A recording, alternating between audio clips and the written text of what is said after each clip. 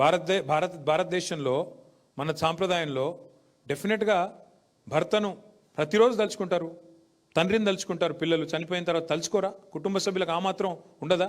అంతమందిని చూస్తే ఇమోషన్లో ఆమె బాధపడితే దానికి కూడా రాజకీయం చేయడం అంటే కాంగ్రెస్ వాళ్ళు ఎంత నీతిమాలిన మనుషులో, ఎంత సిగ్గుమాలిన మనుషులో, ఎంత దిగజారుడు రాజకీయానికైనా సిగ్గు లేకుండా.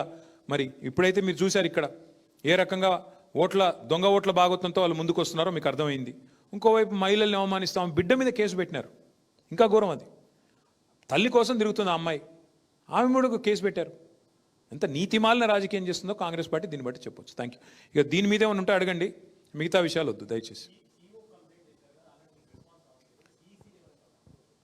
డెఫినెట్గా అవుతాం, ఇక అన్ని దర్వాజాలు కొడతాం పోయి. కానీ చూస్తుంటే మాత్రం మరి మొత్తం కిందికి వెళ్ళి మీద దాకా అంతా కొల్యూడ్ అనేట్టే కనబడుతుంది. కాంగ్రెస్ బీజేపీ ఎట్లా కొల్యూజన్ గవర్నమెంటే నడుస్తుంది ఇక్కడ.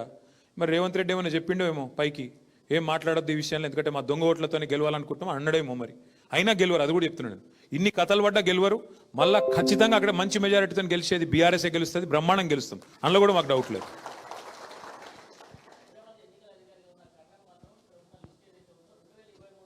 నేను ప్రజెంట్ ఇస్తున్నా కదా, నేను ప్రజెంటేషన్ ఇచ్చిన ఒక్క నిమిషం. సెప్టెంబర్ 2 నాడు ఓట్లు ఎక్కినాయని చెప్తున్నా. మీ కుల్లా ఒక్కొక్క మనిషికి 3 ఓట్లు, 4 ఓట్లు లేని ఇళ్ళల్లో ఓట్లు. ఇప్పుడు నేను చూపెట్టింది ఏమన్నా నా కథనా, నా సొంత కవిత్వమా? మీకు ఆధారాలు ఇస్తున్నా. మీరు మీడియా కూడా ఇన్వెస్టిగేటివ్ జర్నలిజం మర్చిపోయారు. ఒక్క తెలుగు మీడియా అయినా పోయి చూసిండా? మేము ఇంత పెద్ద షికాయత్ చేస్తే పోయి కనీసం ఎంక్వైరీ చేసిండ్రా? వాడెవడో చెప్పిండు, వీడెవడో చెప్పిండు అని రాసుడు తప్ప మీకేడమైంది మీడియాకు సోయి? పోయి చూడరా కనీసం ఏమవుతుంది, నిజంగా ఓట్లు ఉన్నాయా లేవా అని?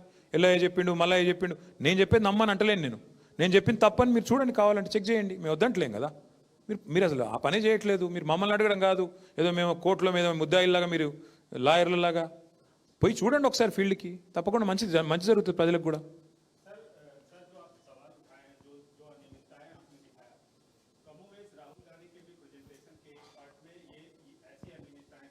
जी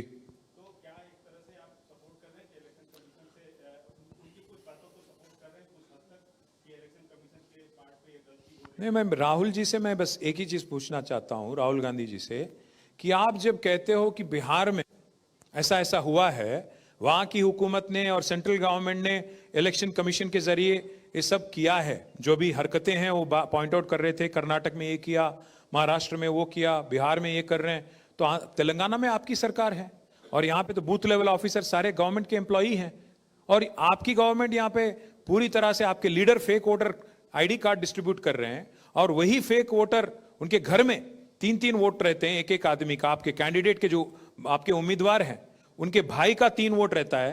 इसका जवाब क्या राहुल गांधी नहीं देंगे? इलेक्शन कमीशन जो किया नहीं किया स्टेट वो अलग बात है, पर राहुल गांधी के जो पार्टी कर रही है यहाँ पे एक घर में 3 वोट उनके खुद के भाई, और साथ ही साथ पूरी उनकी गवर्नमेंट की तो लग रहा है कि कोल्यूजन है नीचे ऑफिसरों के साथ। इसीलिए तो एक जो घर नहीं है उसमें 42 वोट, कोई घर नहीं वहां पे, उसमें 42 वोट दिखते हैं। एक आदमी का वोट 2 बार आता है, कहीं नागर कर्नूल से सिरसिला से यहां शिफ्ट होता है, उसको खुद नहीं पता कि उसका वोट यहां पे शिफ्ट हो गया। तो ये सारे हरकत यहां कांग्रेस पार्टी कर रही है, शायद लो लेवल ऑफिसर के साथ कोल्यूड होके। इस बारे में राहुल गांधी को बोलना चाहिए, राहुल गांधी को जरूर रिस्पॉन्ड करना चाहिए। हाँ, अगर इलेक्शन कमीशन का गलती है तो जरूर उस पर कार्रवाई होना चाहिए, अगर कोई ऑफिसर ने गलत किया तो उसको भी सजा मिलना चाहिए।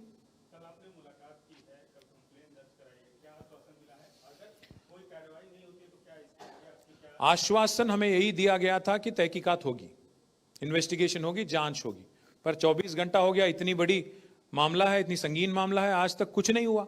तो हम इसलिए सोच रहे हैं कि कल सुबह हाईकोर्ट में चले जाएंगे, वहां पिटिशन डालेंगे और हाईकोर्ट के जरिए एक डायरेक्शन लाने की कोशिश करेंगे, क्योंकि आवाज तो नहीं आ रहा वहां से, कोई रिस्पॉन्स तो नहीं आ रहा, कोई रिप्लाई आया नहीं हमें, तो मजबूरन जाना पड़ेगा। We have to go and knock on the doors of court of law.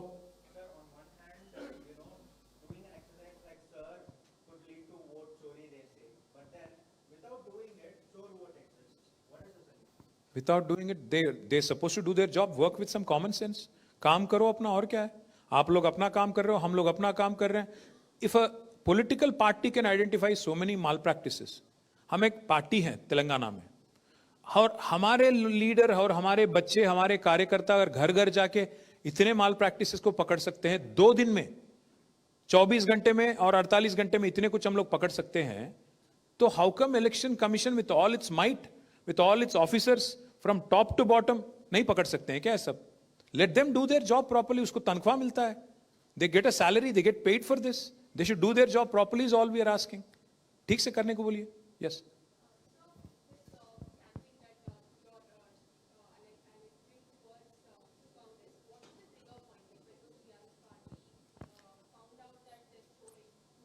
When we saw the Congress candidate, वो दिखाओ भाई वो slide, Congress candidate distributing the, when we saw that the Congress candidate was distributing voter ID cards, we said then there is something seriously wrong with the system.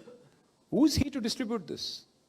He is nobody. He has no authority, no jurisdiction of distribution of cards. Then we started digging into the matter कि अगर ये कर रहा है तो दाल में कुछ काला है, कुछ तो काला है. कांग्रेस वाले ये हरकत कर रहे हैं, फेक वोटर आईडी कार्ड अगर डिस्ट्रीब्यूट कर रहे हैं, वो फेक है सही है मुझे नहीं पता, इलेक्शन कमीशन को बताना होगा. केस तो दर्ज हुआ कि वो फेक आईडी कार्ड है. तो जब ये निकला मामला, देन वी